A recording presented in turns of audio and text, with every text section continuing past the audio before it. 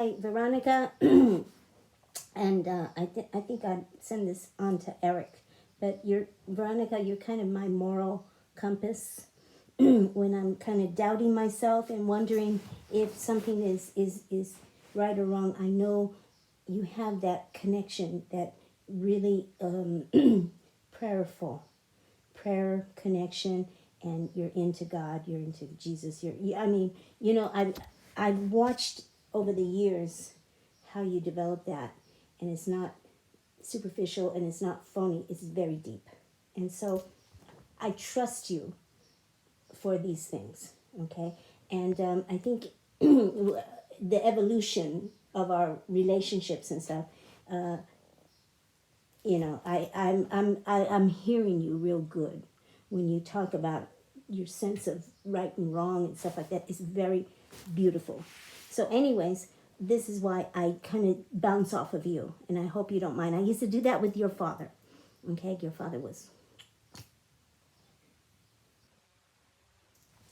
Anyways, I told you that I'm a little upset. I told you this past week.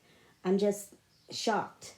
I keep thinking about my mother's going to go see Eric, and I get the information that she told him that I stole her money again, because before she had said that I stole her money, the money for this house that I live in.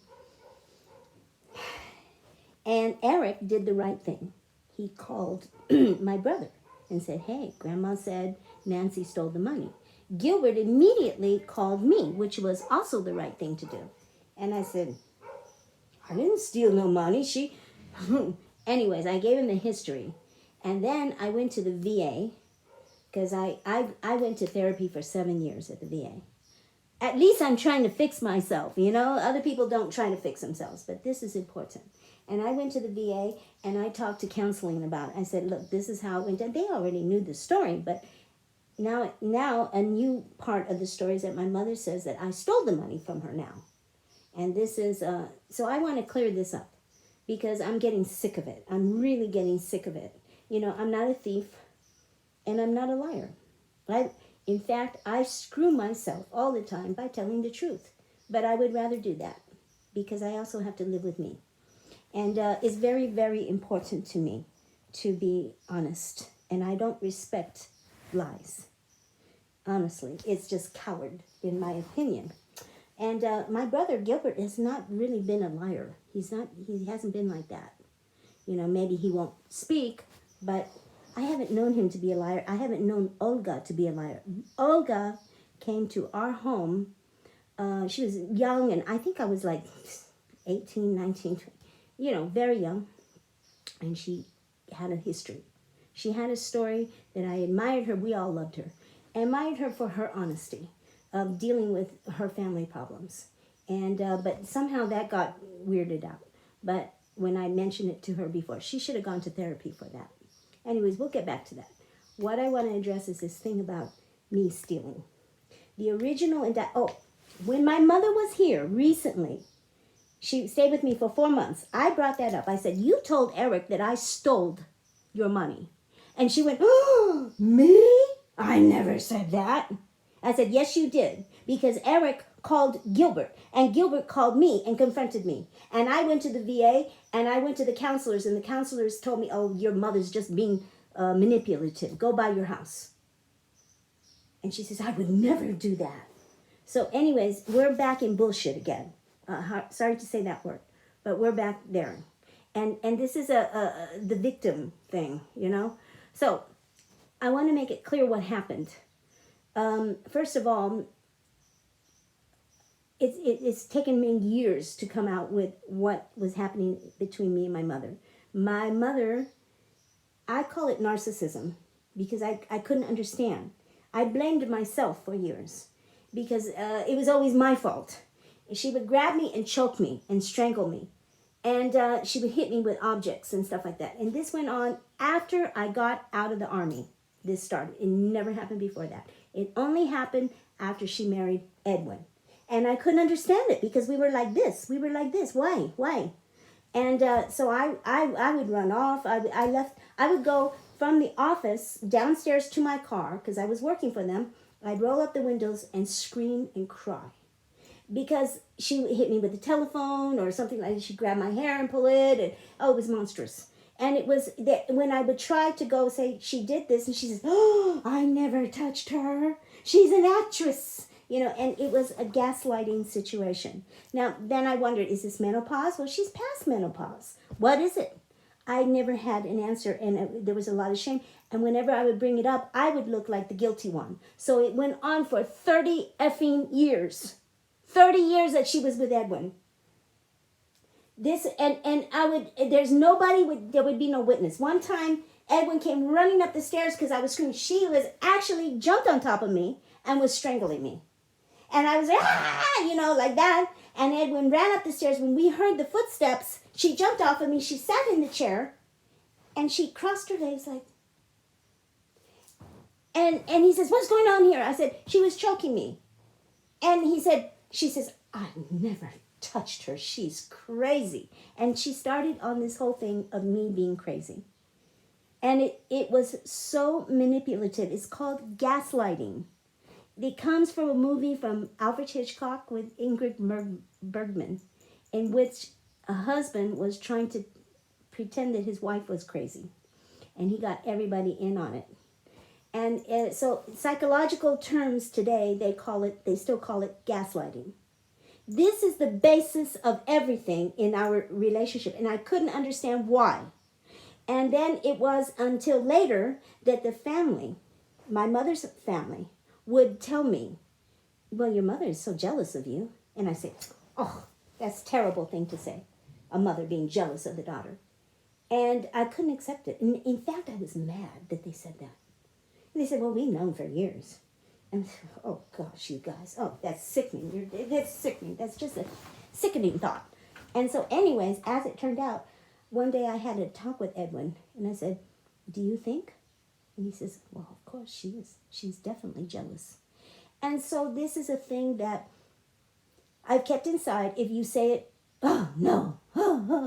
And even me, I couldn't accept it.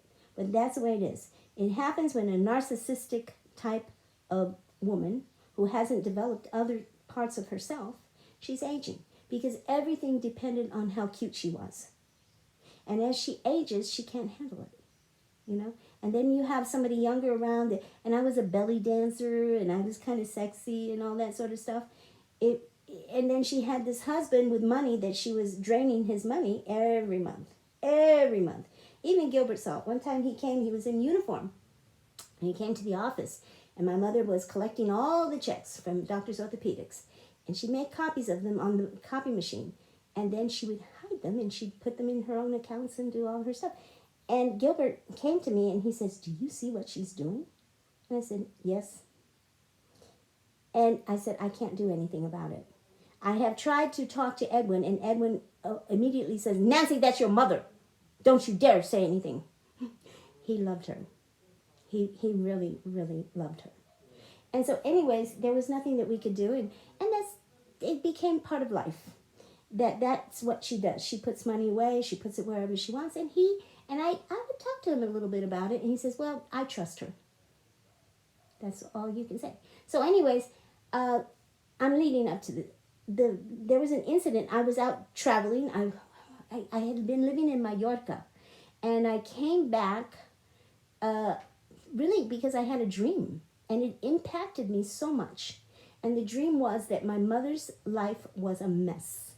The house, everything was a mess. And that I went back with Edwin and we started cleaning. And the message that I felt from the dream is that I have to help her.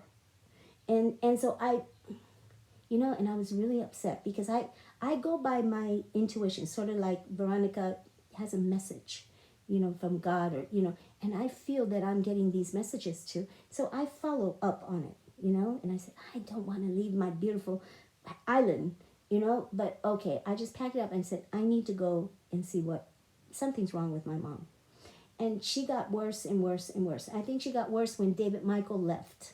First of all, when my brother David passed away, she just, and then she kind of leached on to David Michael and he became her golden boy. And so anyways, it just, then he didn't want anything more to do with her. And he said, when I move out of here, I'm not even going to give her my phone number. I just, ugh. So anyways, we all experienced this, and I know, Veronica, that you experienced it too, is that this control, there's something wrong there. And remember that diabolic feelings that you had?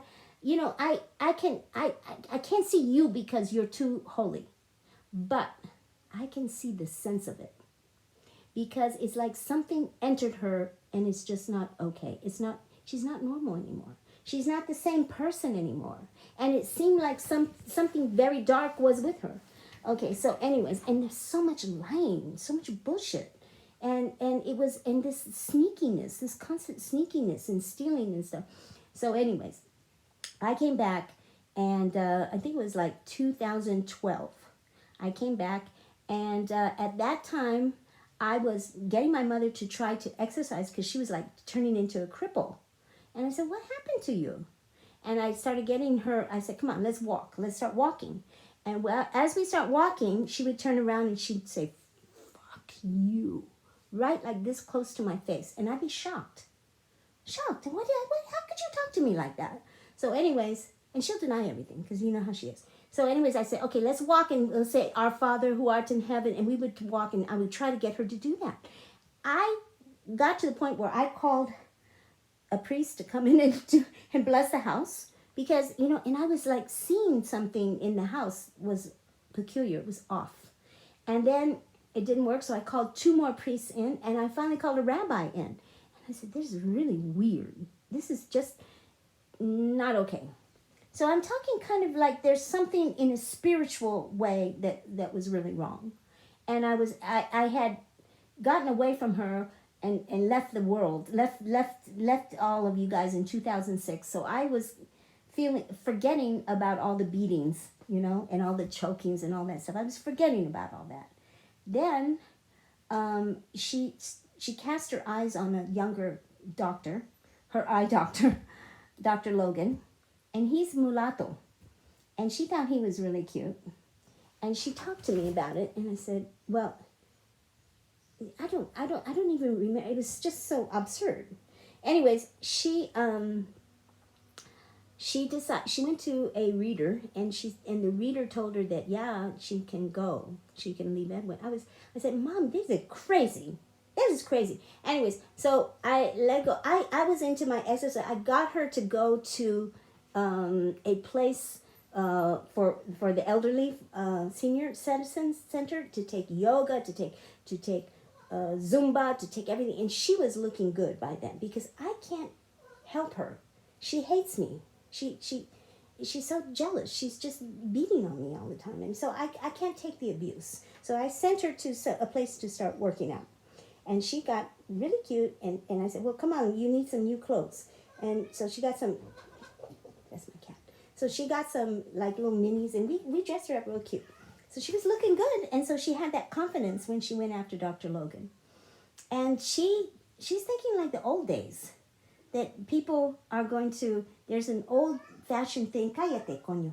There's an old-fashioned thing that they did where it was called a legal separation. Nobody does that anymore. A legal separation is where they separate, but the man supports her. And so she tried to pull that on Edwin. Edwin had no idea. She served him papers for a legal separation. He said, get out of here. No, divorce. But I want to go backwards. Oh, I'm sorry, it's jagged in little places. Prior to that moment when she served Edwin, she was texting, and she was being very, very secretive. And you can't look. And she was doing that with Edwin, with me, with everybody. And it was like she'd hide somewhere and start texting. And it looked very bad. And Edwin didn't have the plan that had free texting in those days. So anyways, it was a weird plan. So he cut it off. And it's where you can only make phone calls. And she was so angry. I was watching the news, and I was doing my weights, because I would watch the news. I was hooked on the news, and I was in their living room doing that. And she says, I said, Mom, I'll talk to you after the news, because it was international news. So anyways, as soon as it was done, I went into her room, and I said, what is it? What's wrong? And she says, he blocked my texting. And I said, really? I said, well, use the phone. You use the phone. And you have a landline there too. And she says, no, I want to divorce. I said, Mom, nobody divorces a man over texting. Nobody. Okay, I'm going to turn this off, and I'll be right back, because I got to put this in parts.